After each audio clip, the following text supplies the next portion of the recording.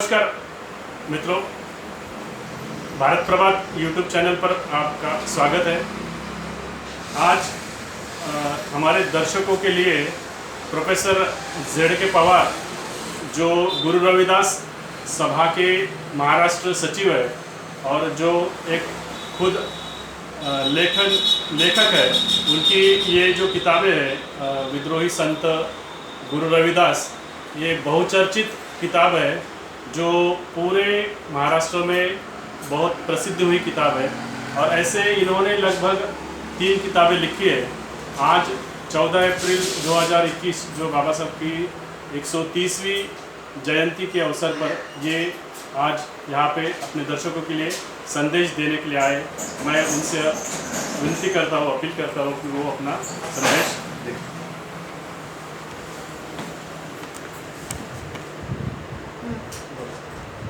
मित्र हो,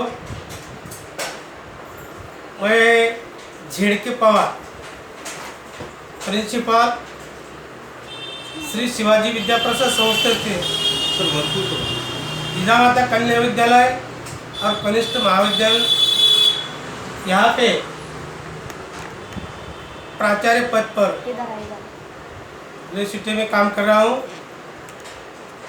साथ ही साथ मैं फुले शाह अम्बेडकर चळवळ की किताबें भी लिख रहा हूँ और प्रसिद्ध कर रहा हूँ।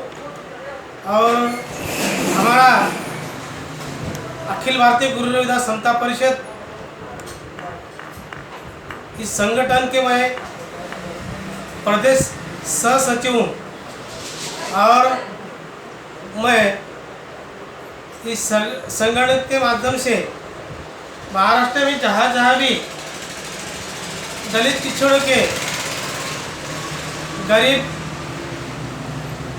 दीन दलितों के लोगों पर और स्त्रियों पर, महिलाओं पर जहाँ भी अत्याचार होता है, वहाँ जाके हम शिकायत करते हैं, आंदोलन मोर्चा निकालते हैं और वहाँ के कलेक्टर DSP को हम न्याय मिलने के लिए अर्जी करते हैं। तो आज तक हमें बहुत समस्याओं पर न्याय मिला है और वो जो न्याय मिला है वो भारत रत्न डॉक्टर बाबा साहब अम्बेडकर के संविधान की वजह से मिला है। मित्रों, अभी 14 अप्रैल को भारत रत्न विश्व रत्न डॉक्टर बाबा साहब अम्बेडकर, इनकी जयंती यानी जन्म महोत्सव हमने दिल्ली सिटी में संपन्न किया और बाबा साहब को विनम्र अभिवादन किया। मैं आपके साथ बाबा साहब के कार्य के कुछ सुवर्ण मोती आपके सामने रख रहा हूँ। मित्रों, बाबा साहब जी ने बहुत सारा ज्ञान इकट्ठा करके पहली बार महाराष्ट्र में 14 तालाब यहाँ पर पानी के लिए सत्याग्रह किया। वहाँ पे जो म्युनिसिपालिटी का तालाब था, वहाँ पे वही गांव के दलित लोगों को पानी मिलता नहीं था। गांव के उच्च वर्णीय लोग पानी लेने नहीं देते थे। तो मित्र हो, ऐसी बात, ऐसी घटना महाराष्ट्र में और भारत में सभी जगह आज तक होते रहे हैं। और बाबा साहब ने इस समस्या का हल निकालने के लिए बाबा साहब ने पहले रायगढ़ डिस्ट्रिक्ट में इसी तालाब पर 14 तड़े नामक तालाब पर पहला आंदोलन किया, सत्याग्रह किया। वहाँ पे बाबा साहब ने जाके महाराष्ट्र से, देश में से हजारों लोग इकट्ठा करके वहाँ पे एक दिन सभी दलित लोगों और संगठन के लोगों के मार्फत वहाँ पे ठीक एक दिन 12 बजे तालाब में पानी लेने के लिए, हक छीनने के लिए, हक लेने के लिए सभी लोगों ने प्रवेश किया और बाबा साहब ने पहले वक्त वहाँ से बाबा साहब ने पानी पिया, उनके हाथों से उस तालाब का पानी लिया और पिया और सभी दलितों ने वहाँ पे तालाब में प्रवेश करके पानी को छुआ और पानी पिया। मित्रों, ये जो सत्याग्रह था, ये सत्याग्रह का कारण क्या था? बाबा साहब वही तालाब में सत्याग्रह करने क्यों गए? बाबा साहब का हेतु था कि हम यहाँ पे जाकर हमारा हक मांगेंगे और उच्च वर्णीय मनुवादी लोग हमें परवानगी देते हैं या नहीं, उसका हम जब पानी लेंगे तब उसका क्या रवैया होगा, क्या प्रतिक्रिया होगी लोगों की, उच्च वर्णीय लोगों की, और वो कैसी प्रतिक्रिया होगी, उनकी मानसिकता क्या होगी और कैसे लोग हम पर विरोधी कृत्य करेंगे, करने वाले हैं। ये जानकारी लेने के लिए बाबा साहब ने वहाँ पर सत्याग्रह किया और उसी वक्त बाबा साहब और उनके अनुयायी जब वहाँ पे पंडाल में आए तब गांव के लोगों ने, मनुवादी लोगों ने सारे कुछ अनुयायियों के शरीर पर पथराव की, लाठी और काठी से उनको मारपीट किया।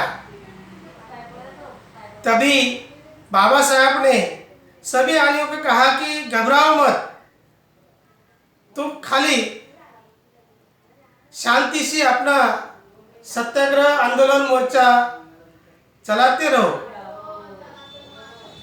इसमें से वहाँ के गांव के लोगों की मानसिकता बाबा साहब के सामने आई। उसी प्रकार नासिक में बाबा साहब ने कालाराम मंदिर, इस मंदिर में सत्याग्रह करने के लिए पूर्ण भारत में से, इंडिया से अपने अनुयायी को बुलाया और हजारों के तादाद में वहाँ पे बाबा साहब ने वो कालाराम मंदिर में प्रवेश करने के लिए प्रयास किया और मोर्चा निकाला। तभी इस मंदिर में हमारे दलित लोगों को उच्च वर्णीय लोग प्रवेश देते या नहीं, सहमत होंगे क्या नहीं, उसी का हल बाबा साहब को निकालने का था। बाबा साहब को मालूम था कि मनुवादी लोग हमको सहमति नहीं देंगे और उसकी क्या प्रतिक्रिया है वो सामने आएंगी। उसको निकालने के लिए बाबा साहब ने दोनों जगह सत्याग्रह किया। दोनों जगह बाबा साहब पर मनुवादियों ने पत्थर फेंके, लाठी चलाई, बहुत सारे अनुयायी जख्मी हुए। तो भी बाबा साहब शांत और संयम रवैया रखकर मोर्चा और सत्याग्रह करते रहे और दोनों जगह मनुवादियों ने बाबा साहब के विरुद्ध में प्रतिक्रिया दी और बाबा साहब को कहा, अनुयायियों को कहा, तुम दलित लोग हैं, तुम्हें मंदिर में जाने का हक नहीं। ऐसा हमारे मनुस्मृति में आपकी राज्य घटना कहती है। इस राज्य घटना के तहत तुम्हें दलित लोगों को, SC/ST के लोगों को, OBC लोगों को, मराठा लोगों को मंदिर में पूजा करने का और मंदिर में आने का, प्रवेश करने के तुम्हें इजाज़त नहीं देती मनुस्मृति। तो तुम यहाँ से हट जाओ, तुम ये प्रयास मत करो, नहीं तो हम तुम्हें कुचल डालेंगे। ऐसी बात मनुस्मृति मानने वाले मनुवादी ने कही और बहुत सारे उच्च वर्णीय जो पुढ़ारी और नेता थे, उन्होंने भी बाबा साहब को साथ नहीं दिया। उन्होंने फिर घुमजाव करके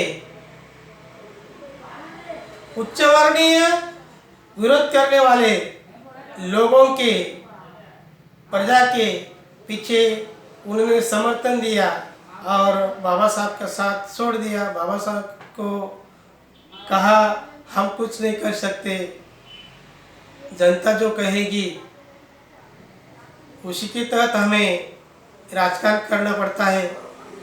तो बाबा साहब का हेतु ये था कि हमारे दलित लोगों को, SC/ST, OBC लोगों को, मराठा लोगों को मालूम गिरना पड़ना चाहिए कि ये जो मनुवादी लोग हैं, उच्च वर्णीय 3 क्रम के लोग हैं, ये अपने लोगों को उनके अपने हक अधिकार देने को तैयार नहीं है और कभी भी नहीं देंगे। ऐसी उनकी इच्छा और मनोवृत्ति है। इसलिए बाबा साहब ने और इससे अलग सोचा कि इससे हमें अलग सोचना होगा और वहाँ से बाबा साहब ने बुद्ध धर्म, ये बुद्ध धर्म पुनः प्रस्थापित करने का बाबा साहब ने विचार दलितों के सामने रखा। तभी भी बहुत सारे SC/ST, OBC के लोगों ने बाबा साहब की साथ छोड़ दी और खाली महाजातियों और कुछ SC में से कुछ कम लोगों ने बाबा साहब को साथ दिया और बौद्ध धर्म स्वीकार किया। 2 मिनट का। तो मित्र हो, बाबा साहब ने हमारे लिए बहुत सारा कष्ट सहन करके, बहुत सारा ज्ञान प्राप्त करके यहाँ पर दलितों के उत्थान के लिए, उद्धार के लिए बाबा साहब ने घटना समिति में बहुत सारे कायदे कर रखे हैं। पहला कायदा है कि हम सब भारतीय हैं और दूसरा कायदा क्या है, सभी भारतीय एक समान है, कोई भी ऊंच नीच नहीं कहलाएगा आपसे। और ये जो कायदा कहता है, तो कायदे से ये कायदा सभी को एक साथ लागू किया गया है और इससे सभी को जो गुनहगार होगा उसे एक समान शिक्षा दंड किया जाएगा। जैसे कि सभी भारतीय लोग संविधान के कायदे के सामने समान है, सभी को कायदे का समान संरक्षण दिया जाएगा। और बाबा साहब ने बहुत सारा प्रयास करके संविधान समिति में जाकर उस वक्त के सभी भारतीय विद्वान नेताओं के सामने दलितों के उद्धार के लिए कुछ करना होगा और उसके लिए कोई कायदे करने होंगे। कुछ राखियों जगह कॉलेज स्कूल नौकरियों में विविध क्षेत्र के संस्थाओं के जगह पर नौकरियों में SC ST OBC के लिए कुछ जगह फिक्स करने होंगे। तो ये जो प्रस्ताव बाबा साहब ने नेताओं के सामने रखा, तो कांग्रेसी नेता और ऑल इंडिया के सभी गट जातियों के समाज के धर्म के नेताओं के सामने ये प्रस्ताव रखकर उस सभी नेताओं का अनुमोदन लेकर, समर्थन लेकर, पाठिंबा लेकर बाबा साहब ने SC ST OBC के लिए कुछ जगह राखी जगह रखकर हमारा बाबा साहब ने उद्धार किया। तो ये SC ST OBC के लोगों के लिए ये संविधान फायदे का है, ऐसा कुछ लोग झूठी गुमराह लोगों को करते हैं। तो ऐसा नहीं है।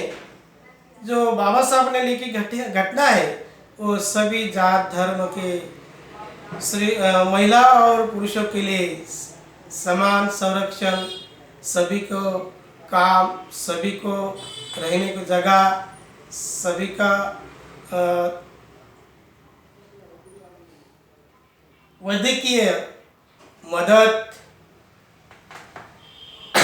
बाल बच्चों के लिए 6 वर्ष और 14 वर्ष तक की बालिका बालक कोई भी धर्म के हो, समाज के हो, उनके लिए मुफ्त में शिक्षा देने का प्रावधान रखा। और वो कायदा संविधान में बाबा साहब ने शामिल किया। तो सभी महिलाओं पर बाबा साहब ने एहसान किया है। सभी जाति धर्मों के पुरुषों पर, महिलाओं पर बाबा साहब ने एहसान किया है। किसी को भी बाबा साहब ने तोटा होगा, डिसएडवांटेज होगा, ऐसा कुछ प्रावधान नहीं किया, वैसे कायदे नहीं किया। सभी के कल्याण के कारक, हितकारी, सभी जनों के कल्याण के लिए बाबा साहब ने सैकड़ों हजारों कायदे करके रखे हैं। और यही नहीं, बाबा साहब ने सभी धर्म के अलग अलग प्रांत राज्य के उनकी बोली भाषा जो भी अलग अलग है, उन सभी को भारत देश में से उठाव करके फुटकर अलग होकर अलग देश करने की कोई विचार नहीं करेगा और प्रयत्न नहीं करेगा। ऐसी घटना लिखकर सभी राज्यों पर बाबा साहब ने इस घटना के तहत एक लगाम रखी है। इसकी वजह से कोई राज्य ऐसा नहीं कर सकता कि हमारा राज्य अलग है, हम अलग हो सकते। ऐसी संधि किसी भी राज्य को, किसी प्रदेश को, प्रांत को बाबा साहब ने ऐसी संधि घटना में रहने नहीं दी और सभी को इकट्ठा रहने के लिए बाबा साहब ने कंपल्सन किया है। ये बहुत सारी बड़ी उपलब्धियाँ बाबा साहब ने भारतीय लोगों के लिए करके रखी है। मित्रों, बाबा साहब को ये जो सत्याग्रह करने का विचार उनके मन में प्रस्तुत हुआ। तो बाबा साहब ने ये विवेक कहाँ से लिया, ये विचार कहाँ से लिया? तो मैं कहता हूँ 1400 ईस्वी सन में वाराणसी में एक संत गुरुदास रविदास इस बालक ने जन्म लिया और उन्होंने भी बहुत सारा ज्ञान इकट्ठा करके उन्होंने ये मनुस्मृति के खिलाफ और पाखंडी और उच्च वर्ण की तरफ से जो दलितों का शोषण हो रहा था, तो ब्राह्मणों के मनोदय के विरोध के लिए गुरु रविदास ने आंदोलन चलाया, मोर्चे निकाले वाराणसी में, उत्तर प्रदेश में, बिहार में, मध्य प्रदेश में। और गुरु रविदास ने टोटली 84,000 भाषण, उनको प्रवचन कहते थे पहले, तो ऐसे भाषण बाबा आपला गुरु रविदास ने पूरे देश के अंदर पैदल चलकर भाषण देकर दलितों को उजागर करने के लिए गुरु रविदास ने प्रयास किया और मनुवादियों के विरुद्ध मोर्चा खोला। और उसी वक्त के राजाओं के सामने दलितों पर होने वाले अन्यायों को न्याय मिलने के लिए उन राजाओं को अर्जी कर न्याय मिलाने का प्रयास किया। रविदास ने उनके साथ कबीर साहब को लिया, मीराबाई को लिया। उनका कुछ 20-25 लोगों संत का एक संगठन था। उस संगठन के माध्यम से गुरु रविदास ने आंदोलन चलाया, पानी का आंदोलन चलाया, क्योंकि गुरु रविदास को गंगा नदी में कुछ साल उत्सव के दिन पर गंगा नदी में नहाने के लिए, पानी लेने के लिए उच्च वर्णीय के लोग मजाक करते थे, प्रतिरोध करते थे। इसलिए रविदास ने गंगा नदी पर पहला सत्याग्रह किया। जो सत्याग्रह किया तो मनुवादियों ने वो सत्याग्रह का जो वर्णन है, जो स्पष्टीकरण है, उन्हें जलाकर नष्ट कर दिया। तो रविदास ने जो दलित लोगों को जागरूक करके ये जो मनुस्मृति के कलम कायदे, काले कायदे, उनको तुम विरोध करो, सभी जन इकट्ठा हो और इकट्ठा होकर संघर्ष करो और अपने हक अपने हाथ में लो और तभी तुम्हारा कल्याण होगा, ऐसे गुरु रविदास कहते थे। यही महामानव गुरु रविदास को बाबा साहब अम्बेडकर ने, उन्हें बाबा साहब ने जो किताब लिखा अनटचेबल ऑफ इंडिया, इस ग्रंथ को बाबा साहब ने गुरु रविदास को अर्पण किया। और गुरु रविदास को बाबा साहब ने गुरु माना और गुरु रविदास के बताए हुए मार्ग पर चलकर बाबा साहब ने सत्याग्रह किया।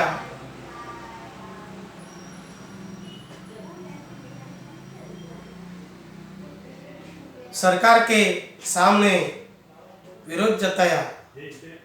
जो कुछ जहाँ पे अन्याय होता था उस अन्याय पर चर्चा करने के लिए और उस पर हल निकालने के लिए बाबा साहब ने उस वक्त के नेताओं को राजी किया और बहुत सारे प्रश्न का हल बाबा साहब ने निकाला। तो ऐसे थे बाबा साहब। और बाबा साहब को इन्हीं गुरु रविदास